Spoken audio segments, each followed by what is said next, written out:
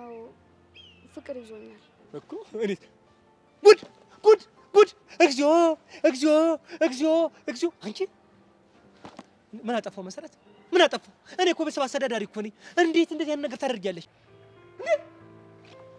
አረ ደብቁኝ እግዚኦ ማርና ክርስቶስ እግዚኦ ማርና ክርስቶስ እግዚኦ ማርና ክርስቶስ እግዚኦ እግዚኦ እግዚኦ እግዚኦ እግዚኦ ወይ ስምንተኛው ሺ መጥፋችን ተቀርቧል አፍቃሪ ጭራሽ ደብዳቤ አልበቃ ስላ በቴክስት ኤላ ግን መሲን አስተውላታ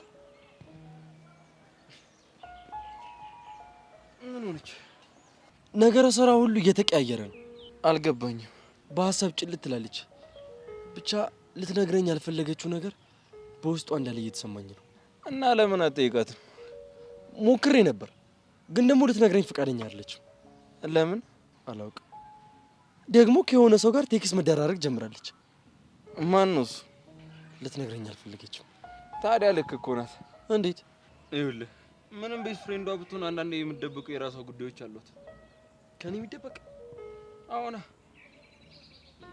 እኔ ግን ደብሮኛል ይኸውልህ አንተ እኮ እንደ ልጅ ነህ አንዴ አይተህ አምነህና ወደህ ነው የነገርካት እሷ ግን የጀነጀናትን ሁሉ እንነግራ ሰላም ሰላም ወደ ቻናሌ ቤተሰቦች እንዴት ናችሁልኝ እንኳን ወደ ቻናሌ በሰላም መጣችሁ አፍላ ፍቅር እንግዲህ የሰብለና የኤላ ፍቅር አሁንም እንግዲህ ትልቅ አጣብቂኝ ውስጥ ገብተዋል ኤላና ሰብለ መዋደድ ሲጀምሩ እንግዲህ በመካከላቸው ሌሎች ነገሮች ተፈጥረዋል ማለት ነው እሱም እንግዲህ ጆኒ ነው ጆኒ እንደሚታወቀው የሰብለ ፍቅረኛ ነው ነገር ግን ሰብለ በልቧ ውስጥ ያለው ሌላ ሰው ነው እንግዲህ እንዴት እንደሆነ አላውቅም አንድ ሰው ሁለት ሰው ያፈቅራሉ የሚለው ነገር ትንሽ ግራ የሚያጋባ ነው አፍላ ፍቅር ላይ እንግዲህ ከአንድም ሁለት ልጆች እያየን ነው ሁለት ሰው ሲያፈቅሩ እንግዲህ አንዳንዴ ያው አፍቅረውም ላይሆን ይችላል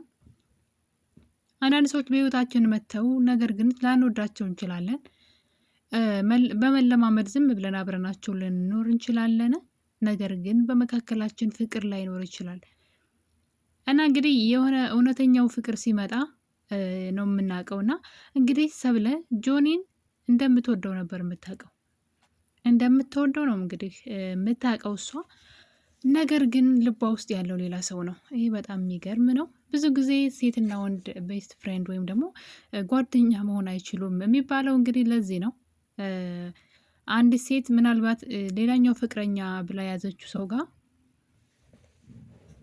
የማይመቻት ነገር ካለና ደስተኛ ካልሆነች በዛ ቤስት ፍሬንድ ከምትለው ሰው የምታገኘው መልካም ነገር ካለ ፍቅር ካለ እንግዲህ እንደዛ ልቧን ለዚህኛው ልሰጥ እንደምትችል ነው ያየን ያለ ነው እኔ ግን አንድ ሰው እንደሚያፈቅር ነበር የማውቀው ሰብለ ሁለት ሰው ነው ያፈቀረችው ጆኒ እንግዲህ በተደጋጋሚ ጆኒን እወደዋለሁ ትላለች በእርግጥ ከኤላ ጋር ስትጣላ ጆኒ ጋር ሄዳ መደበቅ ስለምትፈልግ ነው እንጂ ለጆኒ ምንም አይነት ፍቅር እንደሌላት እንግዲህ በድርጊቷ ማየት እንችላለን በባለፈው ክፍል ላይ እንግዲህ ካያችሁ የጆኒና የኤላ ግጥሚያ ሁላችንም በጉጉት ስንጠብቅ ነበረ ሁለቱ በሰብለ የተነሳ ለብዙ ጊዜ ሲጨቃጨቁና ሲዛዛቱ ነበር እዛ ትምህርት ቤት ውስጥ ጆኒ እንግዲህ ቴኳንዶ የሰለጠነ በጣም ስልጡን ሰው ነው ነገር ግን ናታንን ማስክ በመልበስ በተደጋጋሚ ሲደበድበውና ብዙዎቻችን ደግሞ ማን ነው ናታንን እየደበደበው ያለው ብለን እንደውም ቾምቤ ነው ስንል ነበረ ምክንያቱም ደግሞ ናታን ቃጅልን ስለ እንደ ወደዳትን በለው ብቻ የሆነ ፍላጎት ስላለው ለሷ ቾምቤ ደግሞ ሲበዛ ቃጅልን ይወዳታል በሷ ቀልድ አያውቅም እና እንግዲህ ናታን ደግሞ ከስር ይል ስለነበረ ለዛ ብሎ እሱ ነው ብለንም አንዳንድ ነገራቸው ስለሚመሳሰል ነው በእርግጥ ቾምቤም ሁልጊዜ ይዝትበት ነበር ናታን ላይ የኔን ቡጥ ያችለውም ዋጋን እሰጥሃለሁ አታውቀኝም ይለዋል በዛ ላይ ደግሞ አንድ ቀን ናታን ቃጅል ጋር ይደውላል እና ስልኩን ይነጥቅና እምቢ ካልክ ካቆምኩበት እንድቀጥል ታረገኛለህ የሚል ቃልም ሲናገርና የእጃቸው ስታይልም ደግሞ ተመሳሳይ ነው ከጆኒ ጋር በጣም በሚገርም ሁኔታ እና እንግዲህ በተደጋጋሚ ናታንን እያገኘ ሲደበድበው በጣም ብዙ ጊዜ ማለት ከሚባለው በላይ እና ለካ እንግዲህ ጆኒ እየተለማመደበት ነው ማለት ነው ጆኒ ስልጡን መሆኑን ማንም ሰው አያውቅም። ነገር ግን ይህን ነገር ሰብለ ታውቃለች። ሌሎቹ ግን በዙሪያው ያሉ ማንም ሰው አያውቅም ነበረ። የጆኒ ጉድ እንግዲህ የወጣው አንድ ቀን ለሰብለ ጌጥ ሊገዛላት ፈልጎ ጓደኛው ካሌብን እስኪ ይህንን ጌጥ ምረጥልኝ ብሎ ስልኩን ሰጥቶት ነበረ። ካሌብም እንግዲህ ሲያንሸራተት ድንገት የጆኒን የሜዳሊያ ማለት የተሸለመው እንግዲህ የእሱ ይሁን አይሁን ባናቅም በጣም ብዙ ሽልማቶችን አግኝቷል ማለት ነው በዚህ ውድድር ላይ።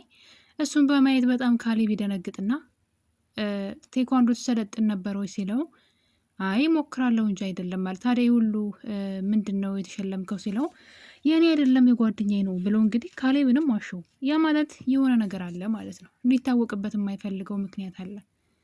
ካሌብንም ሳይቀር ዋሸው። ነገር ግን ካሌብ ስላወቀ ነገሩን እንግዲህ ሰብለን ሲጠይቋት ግን አዎ ብላለች። አዎ ሰልጥኗን ብላለች ማለት ነው። ይሄን ነገር እንግዲህ ኤላ አያውቅም። እዚህ ቀደም ናታንና ኤላ ጆኒን ማስክ ለብሶ ማለት ነው እንግዲህ በኒንጃ ሙድ እየመጣ የሚደበድበውን ማለት ነው እሱን ገጥመውት ነበረ። እናም በመጨረሻ እንግዲህ ልጁ በፍጹም መሸነፍ አይፈልግም። በትግል ቢያቅተው እንኳ በሲስተም አሸንፏቸዋል ማለት ነው። አይናቸው ውስጥ ምን እንደጨመረ ባናቅም የሆነ ነገር አድርጓቸው ከአካባቢው ተሰውሯል። ነገር ግን ያኔ ነበር እንግዲህ ካሌብ ያየው። ምክንያቱም በተደጋጋሚ ናታን እየተደበደበ ሲመጣ ጆኒ ደግሞ እኔ አላቅም በዚህ ነገር ውስጥ እጅ የለበትም እማቀው ታሪክ የለም ብሎ ሲል ከዛ ደግሞ እንግዲህ ቴኳንዶ እንደሰለጠነ ካሌብ ሲያቅ ነገሮች ሁሉ አልጥመው ስላሉ ወይም ደግሞ የጆኒ ድብቅነት በጣም ስላናደደው ይከታተለው ነበረ እና እንግዲህ አንድ ቀን ከኤላ ጋርና ከናታን ጋር ጆኒ እንደተለመደው ማስኩን ለብሶ ተደባድቦ እነሱን አይናቸው ውስጥ የሆነ ነገር ጨምሮ ያመልጣል ማለት ነው። በዛ ሰዓት ካሌብ ተከትሎት ነበረ። እናም የሆነ ቦታ ላይ እንግዲህ ራሱን መቋቋም ስላልቻለ ቁጭ ብሎ ማስኩን አውልቆት ነበረ ጆኒ። እኛ ላየነውን ፊቱን በእርግጥ ነገር ግን ያኔ ነበር እንግዲህ ካሌብ እሱን ያየው ማለት ነው። እና በደንብ አይቶት በነገሩ በጣም ደንግጧል። ጆኒ ግን እንዳየው አያውቅም። ካሌብ እንዳየው እስካሁን ድረስ አያውቅም። ካሌብ ግን አይቶታል። ይህን ማመን አልችልም ብሎ በጣም ነበር የደነገጠው። እና እንግዲህ እነ ናታን ማን እየደበደበው እንዳለ ካሌብ ያውቃል። ነገር ግን ለጊዜው ሚስጥሩን ቢያውቅም ዝም ብሏል። ነገር ግን ይህን ነገር እንግዲህ ለዓለም ጠይቋት ነበረ። የሆነን ሰው ጓደኛሽን ሚስጥር ብታቂበት ምን ታደርጊያለሽ ብሏት ነበረ። እንግዲህ ከቻልኩኝ ሚስጥሩን ይዤለት እኖራለሁኝ እያለችው ስለነበረ ነገሩ ለማንም መናገር አልፈለገም። ነገር ግን በመካከላቸው ግጭት ከተፈጠረ አሳልፎ የሚሰጠው ይመስለኛል። ምክንያቱም ካሌብ በጣም ተናዶበታል በሱ ለምን ከዳይ ለምን ደበቀኝ ብሎ ነው። እና እንግዲህ እስካሁን ድረስ ለካሌብ ደብቆታን። ካሌብ ግን ማንነቱን ማስክ የሚለብሰው ሰው ማን እንደሆነ አውቋል ማለት ነው። እንግዲህ ቾምቢ ሳይሆን ራሱ ነው። እና እንግዲህ ያ ሲጠበቅ የነበረው ፊልም ያንበለው የኤላና የጆኒ ፊልማ ነገሩ ብልሽሽቱ ወጥቷል። እንግዲህ ኤላ እዚህ ቀደም ጆኒ ሰው ልኮ ሊያስደበድበው ቅጥቅጥ አድርጎ ልጆቹን ሲልካቸው በቪዲዮ አይቶ ነበር ጆኒ ማለት ነው። እና ኤላ ቀላል ሰው እንዳልሆነ ይፈራዋል። ሲጀመር ኤላ ማን ነው እያለ ይጠይቃን ጆኒ በተደጋጋሚ። ይሄ ልጅ ግን ማን ነው በቃ ማለት ማን ነው ከጀርባው ምንድን ነው ያለው ብሎ ሰዎች ሁሉ እንዲከታተሉት እያደረገ ነበረ። ነገር ግን ምንም ሊያገኙበት አልቻሉም። እንደውም በተቃራኒው ፍቅር እየተጫወተ ምንም የሚፈልጉትን መረጃ ሊያገኙ አልቻሉም። እንግዲህ በዛ የተነሳ ስለ እሱ ማንነት መረጃ ማግኘት አልቻለም ጆኒ እንጂ ሲከታተለው ነበረ። እናም እንግዲህ ያኔ ሲደባደብ ስላየው ቀላል ሰው እንዳልሆነ የሆነ ስልጡን እንደሆነ ገብቶታልና ያኔ ካሌብ እንደውም ኤላኛ እንደምናስበው አይነት ሰው አይደለም፣ ስለዚህ መጠንቀቅ አለብን ብሎት ነበረ። ሁለት ሰው እንዴት ለአንድ ተማሪ እኮ ነው እኛን ክፍል የሚማር ተማሪ እንዴት ነው ሁለት ሰው ሊያቅታቸው የቻለው ብለው ሲጠይቋቸው በጣም ልጁ ኃይለኛ እንደሆነና ጭራሽ ቪዲዮውንም ልከውለት ጆኒ ስለ ኤላ ኃይለኛ ተደባዳቢ እንደሆነ ያውቃል። ለዛም እንግዲህ ፊት ለፊት ከኤላ ጋር መግጠም አይችልም። እዚህ ቀደምም ትምህርት ቤት ውስጥ እንደለመደው ጆኒ ኤላን ሊመታ እንደዚህ እጁን ሲዘረጋ ነበር። እንግዲህ እንዴት አድርጎ እንዳነጠረው እንደ ኳስ ሁላችንም አይተናል። በዛ የተነሳ ጆኒ ኤላን ፊት ለፊት መግጠም አይፈልግም እና እንግዲህ ነገሩን አበላሽቶታል። እሱም እንግዲህ ቀድሞ ወጥቶ እንገናኝ እዚህ ቦታ ላይ ብሎ ሎኬሽን ከላከለት በኋላ እሱ ግን ቶሎ ብሎ ወጥቶ እንግዲህ ማስኩን ለብሶ መንገድ ላይ የኤላን እጅ ሰብሮታል። ኤላ እስከ ቅርብ ጊዜ ድረስ እሱ ማን እንደሆነ ያ ሰው አላወቀም ነበር። ምናልባት የጆኒ ሰው ይሆናል ነው እንጂ ጆኒ ይሆናል ብሎ በፍጹም አልጠረጠረም ነበረ። ምክንያቱም ደግሞ እንግዲህ ጆኒ ከሰከንዶች በኋላ እዛ እሱን እጁን ከሰበረው በኋላ እየሮጠ ሂዶ ደግሞ ደውሎ ምነው የተቀጣጠርንበት ቦታ አልመጣህም ብሎት ስለነበረ አልጠበቀም። እንደዛም ያደርጋም ብሎ አላሰበም። ምክንያቱም ሲዝት ነበረ መቀበሪያህን ሳጥን ይዘና ምናምን ብቻ ብዙ ነገር ዋጋን እሰጥሃለሁ አታውቀኝም እያለ ይዝት ስለነበረ ፊት ለፊት እንደ ወንድ የሚገጥም ነው የመሰለው እንጂ በጀርባ መጥቶ እንደዚህ ማስክ ተሸፍኖ ምናምን ሰዎችን ያጠቃኛም ብሎ አልጠበቀም። እንግዲህ ኤላ ወደ ፊልሚያው ቦታ እየሄደ እያለ መንገድ ላይ ያገኘዋል እና ኤላ ግን እንደለመደው ሊደባደብ ሲል ግን ከጣለው በኋላ የኤላን እጅ ይዞ የሰለጠነውን ቴኳንዶ ተጠቅሞበታል ማለት ነው። እጁን እንክት ነው ያደረገው፣ እንደፎከረው ነው ያደረገው።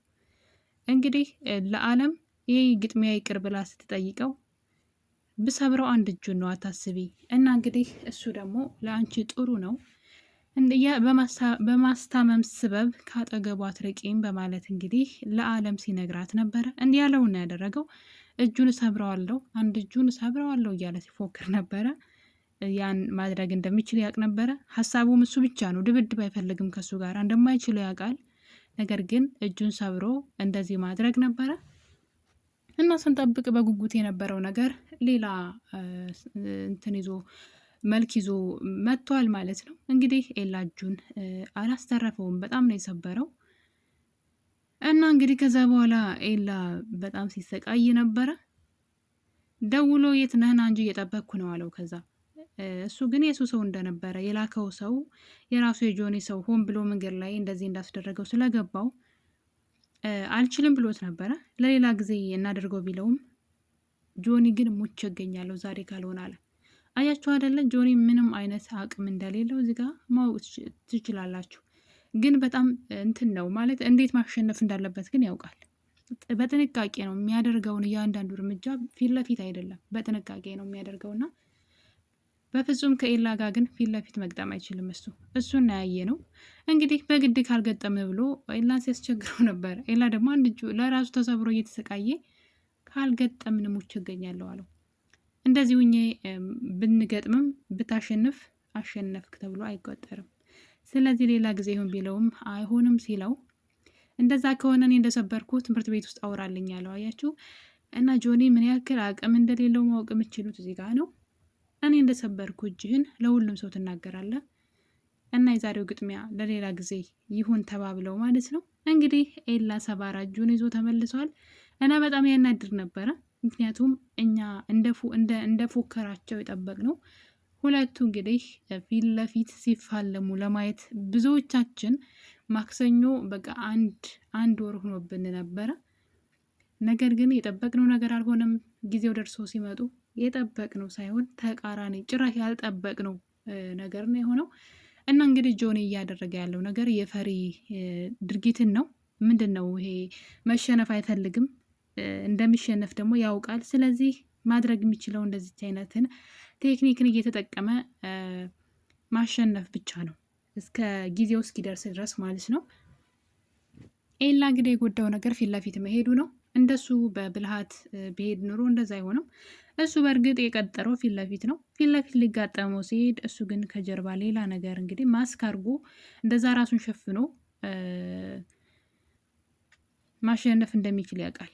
ኢቨን እየተያያችሁ ነው የሆነ ነገር ስታደርጉ። አሁን አንድ ሰው ያየው ቢሆን ኑሮ ከኤላ ፊት ለፊት መቆም አይችልም። አይታችሁ የምትፈሩት ሰው የለም ራሱ። ነገር ግን እሱ ተሸፍኗል፣ ማንነቱን ደብቋል። እዛ ጋር የሆነ ነገር ይጎዳን ብሎ የሚፈራው ነገር የለም። ፊት ለፊት ነው የሚገጥማችሁ እና በዛ ላይ ደግሞ ኤላ ደብድቦታል። ነገር ግን እጁን እንግዲህ ስብር ነው ያደረገው እና በጣም ነበረ የሚያናድደው። እናም በመጨረሻም እንግዲህ የተስማሙት ሰብለ ካጠገብህ እንዳደርስ ታደርጋለህ እና ደግሞ እኔን እጅህ እንደሰበርኩ የምታወራ ከሆነ የዛሬው ግጥሚያ ይቀራናል። አያችሁ እና ይሄ ደግሞ የፈሪ ተግባር እንደሆነ በግልጽ ማየት ትችላላችሁ። እናም ኤላም እንግዲህ በዚህ ሀሳብ ተስማምቷል ማለት ነው። ወደ ትምህርት ቤቱ እንግዲህ በቀጣይ ጊዜ ሲመለሱ ኤላ እሱ እጁን እንደሰበረው ለሁሉም ሰው ነግሮለታል። የትምህርት ቤቱ ሰው ሁሉ አውቀዋል። ነገር ግን ሰብለ በዚህ ነገር ደስተኛ መሆን አልቻለችም። ሰብለ እንግዲህ ስታለቅስ ነበረ። በጣም ነው። ከዛ በፊት ግን ሰብለና ኤላ ተጣልተው ነበረ። ከአጠገቤ አትድረስ፣ እኔ ጆኒን ወደዋለሁ፣ እሱን የሚያስከፋ ነገር ምንም ነገር ማድረግ አልፈልግም ብላ ኤላ ላይ እንግዲህ ስትጮህበት ነበረ። እሱም ምንድን ነው የምትፈልጊው? የምትፈልጊውን ነገር አድርጋለሁ ንገሪ ሲላት ከኔ ራቅ፣ አትቅረበኝ፣ በቃ ጆኒን ስለምትጠላው ብቻ በእኔ ተጠቅመ እሱን እንዳናድደው እያደረግክ ነው ብላ እንግዲህ ብዙ ነገር ተናግራ ከዚህ በኋላ አጠገብሽ አልደርስም ብሎ ትቷት ከሄደ በኋላ ግን አሁን ላይ እሷ ለማኝ ሆናለች፣ በተራዋ ማለት ነው። አጠገቢያ ትድረስ እያለች ስትደነፋ የነበረች ሰብለ አሁን በተቃራኒው እሷ ከአጠገቢያ ትድረሽ እየተባለች ነው። እንግዲህ ኤላ አሁን ላይ በብልጠት ነው እየተጓዘ ያለው። እጁን እስኪሻለው ድረስ ጆኒ ያለውን ሁሉ ሊያደርግለት ተስማምተዋል። እና ኤላ በጣም እልህኛ ነው በነገራችን ላይ። ነገር ግን አሁን ላይ ነገሮችን ፊት ለፊት ሳይሆን በብልሃት መጋፈጥ እንዳለበት ገብቶታል። እናም እንግዲህ በጣም ደስ የሚለው ነገር ግን ኤላ አንድ ሚስጥር ሰምቷን ስለ ጆኒ።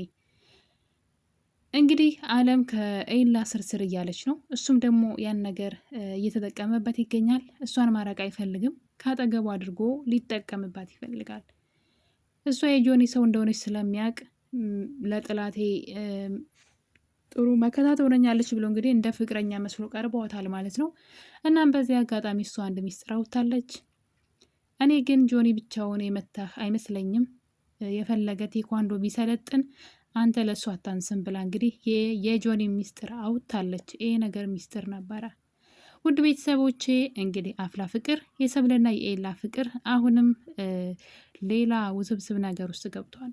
በቀጣይ ክፍል አፍላ ፍቅር ላይ ምን ይፈጠራል የሚለው አጓጊ ነው። በሌላ ቪዲዮ እስከምንገናኝ የዛሬን አበቃን።